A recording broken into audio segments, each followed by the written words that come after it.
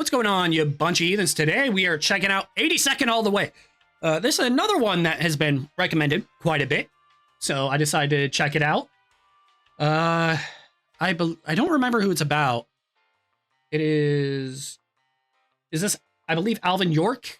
It says Alvin York in the history section, so I'm going to assume that's who it is. Either way, both videos are linked below. Go check them out, and let's jump straight in. Ooh, that was a nice intro. I like the intro. Hot coffee. In the draft of 1917, a man from Tennessee. Overseas to the trenches he went, from the land of the free. Into war he That was a great, I like that. Yeah, he did. Joined the ranks of private assigned to 338. There, on the day, Alvin York entered the fray, saving the day, 82nd all the way. Oh, I like that. Into the fires of hell, the Argonne, hero to be. Entered the war from over the sea, intervened 1918, all the way from Tennessee into 123.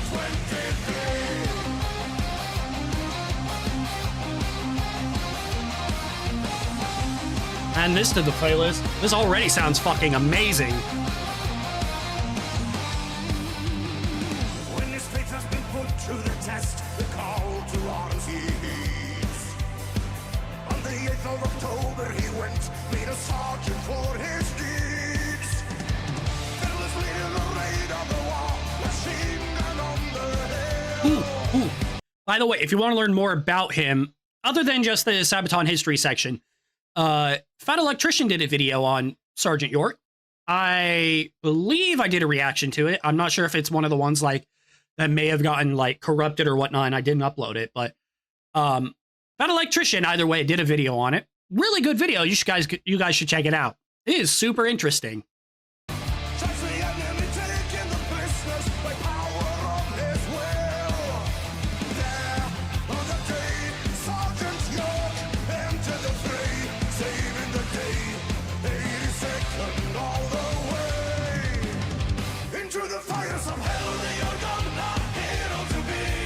Entered the war from over the sea, intervened 1918, all the way from Tennessee into 123. What Sergeant York achieved that day would echo to the USA.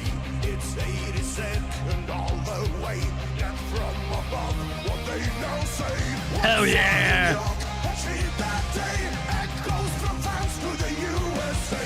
It's 82nd all the way, and from above what they now say.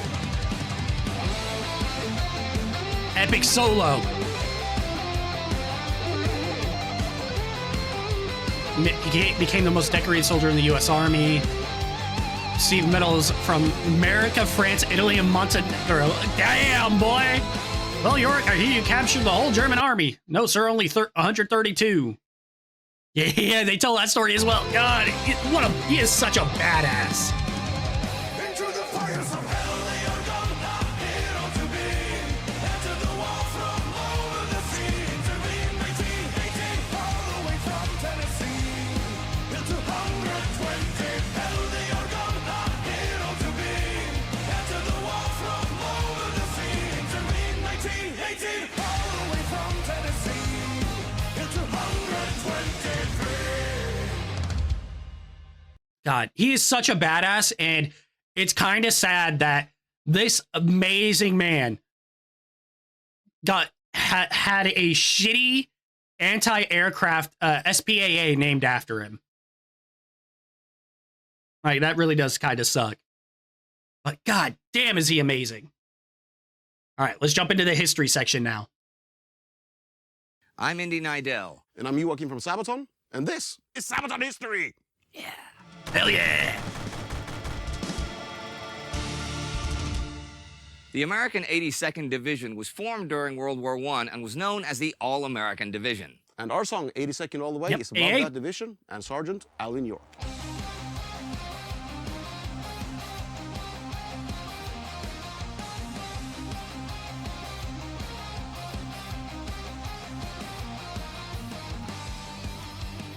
For the poor of the United States in the 19-teens, life was tough everywhere. But deep in the Smoky Mountains in Tennessee, where people lived in small communities, distrusted outsiders, and carried guns and knives wherever they went, violence was omnipresent. I'm pretty sure Alan York actually, if I'm not mistaken, he lived like either in the cave or not far from the cave where his original like great something grandparents settled, I want to say. Growing up as an impoverished farmer's boy there, Alvin York was used to the harsh environment, where people would solve their social tensions or take out their frustrations by drinking, gambling, and brawling. He was no exception, but in 1915, he forsook his violent past and dedicated his life to the Church of Christ. Fast forward 2 years. News of America's entry into the World War reached the little mountain community slowly, and it was not until early June 1917 that the call came to register for the draft. York sent his draft card back, having written on it, "I don't want to fight," and even wrote a letter explaining his religious beliefs, beliefs that wouldn't allow him to join the war. But the draft board rejected his letter, arguing that the Bible was kinda open to interpretation. War was a big part of it anyhow. York was left with no choice and was sent to join the 82nd That kinda Division for basic sucks. training in February 1918. Homie was Today, good at it, but the 82nd it is sucks. famous for its deeds as an airborne division in the Second World War. Yeah, it really does suck that he ended up being super good at war, but did not want to participate.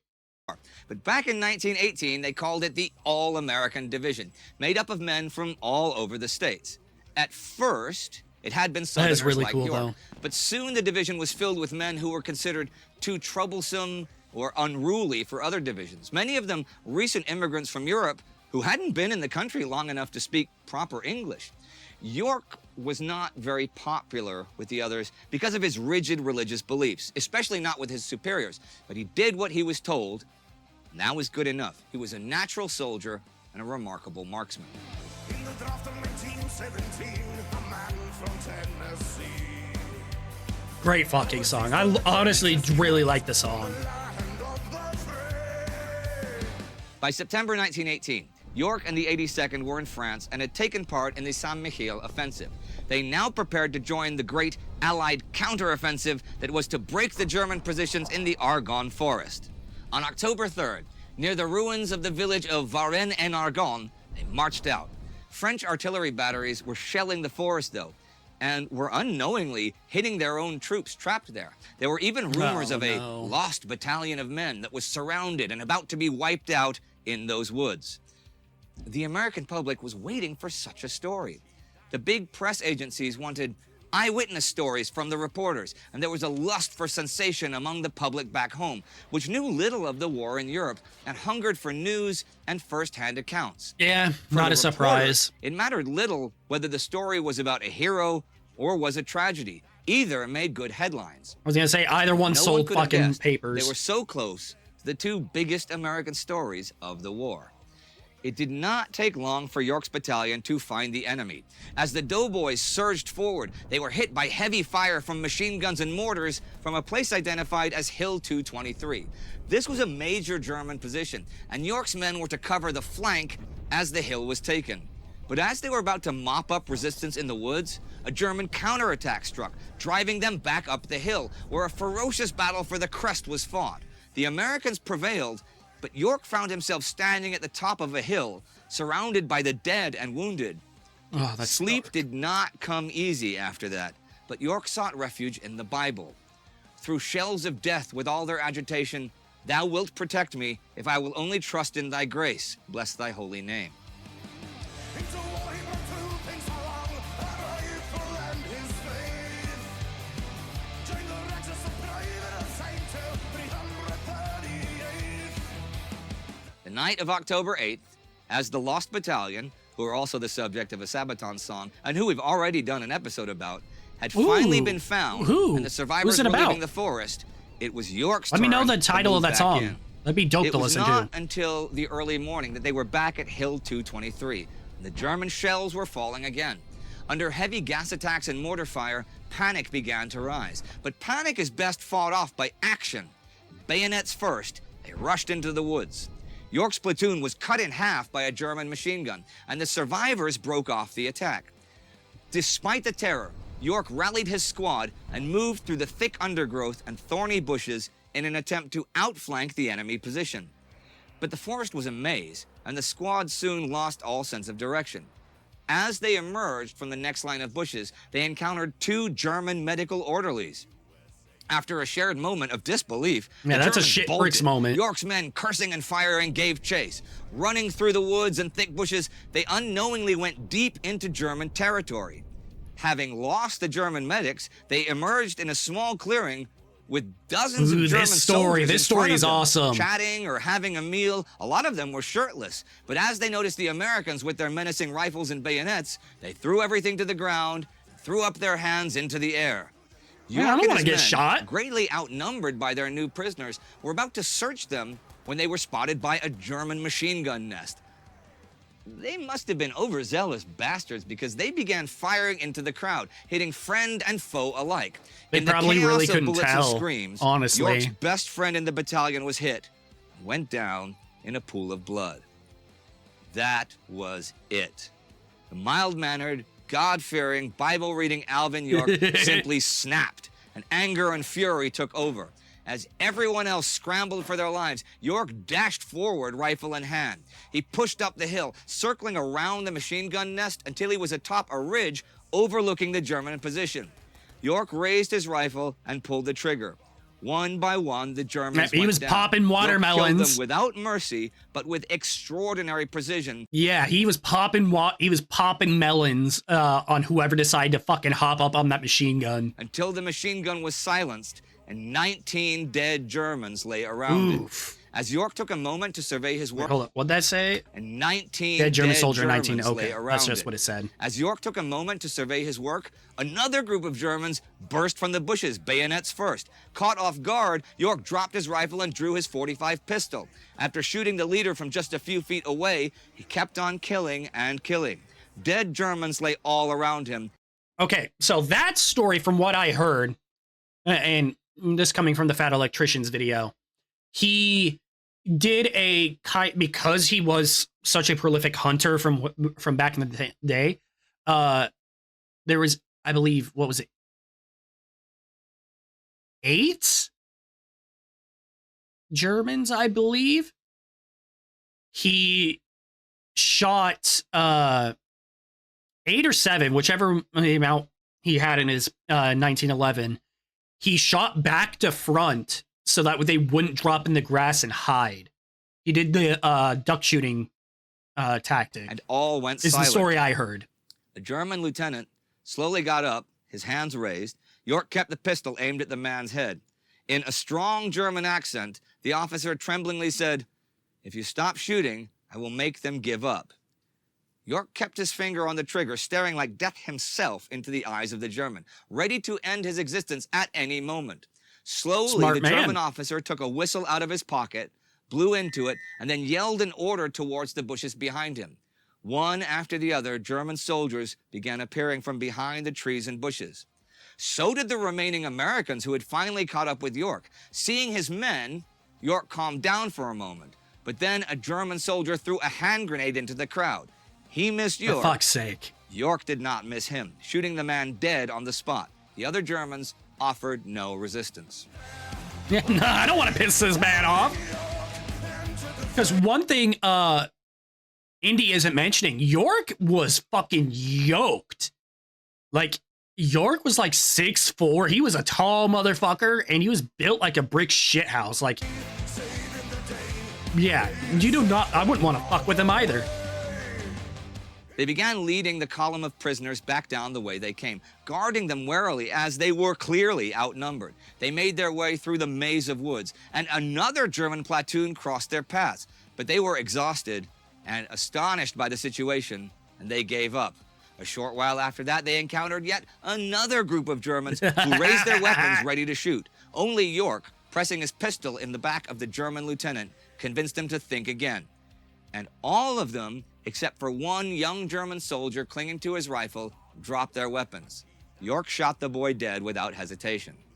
Yeah, York was over this shit. Finally out of the woods, they marched to Hill 223, where perplexed American soldiers stood and watched the spectacle of 132 arriving German prisoners captured by York and a handful of doughboys. The story spread among the men. That's a hell of a fucking story. The American journalists were, for the most part, busy copying the reports coming from the Lost Battalion, and the newly promoted Sergeant York remained unknown to the American public for quite a while. Look at that man. York was proud of his deeds.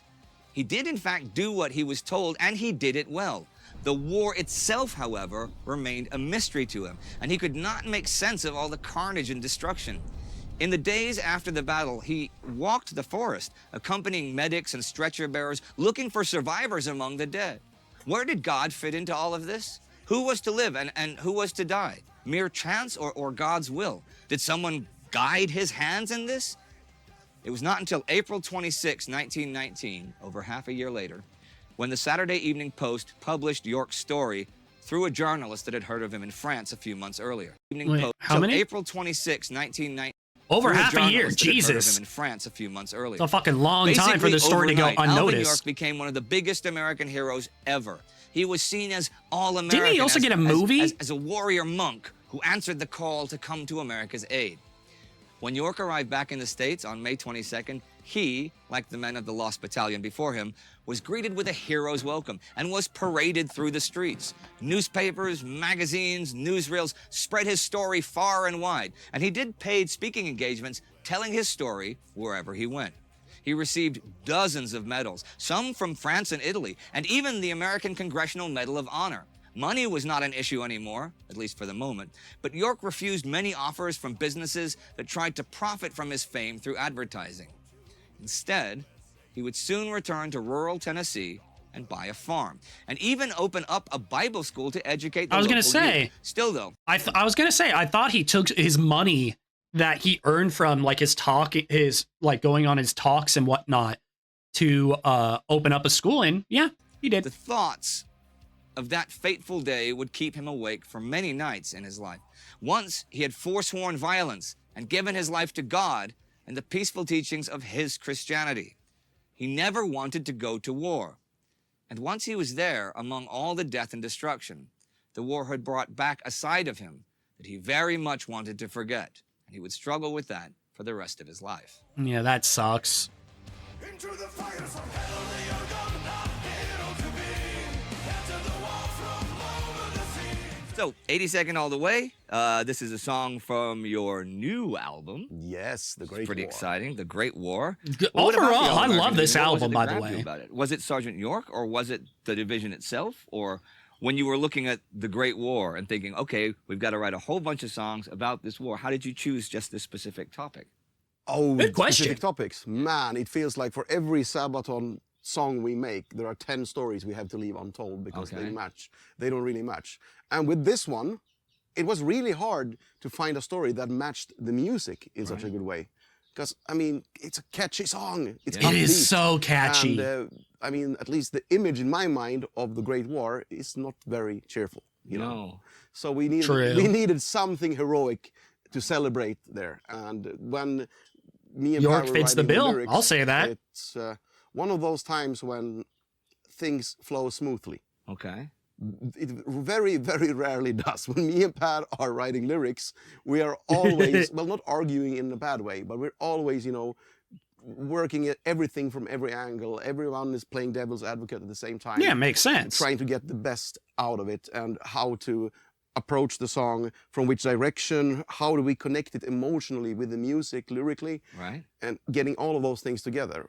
It's usually quite of a struggle, but not in this case. It just came naturally. I'm glad. You're presumably going to be playing a bunch of all these songs from the Great War live, or at least a bunch of them when you're touring. How do you decide? How are you going to decide which ones you really want to play live? I mean, are there going to be some that are just not going to be done live? Or are you going to alternate things?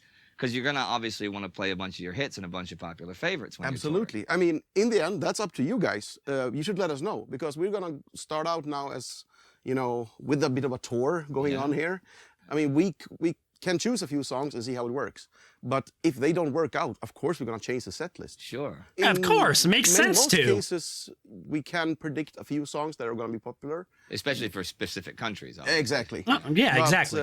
On the other hand, on every album, we are totally mistaken about 2 or 3 songs. Yeah. So in the end, it's up to the fans and you guys which songs are on the set list. All right. Well, that is 80 seconds. I'll give them this. Like, Sabaton, from what I've seen, is like one of the most like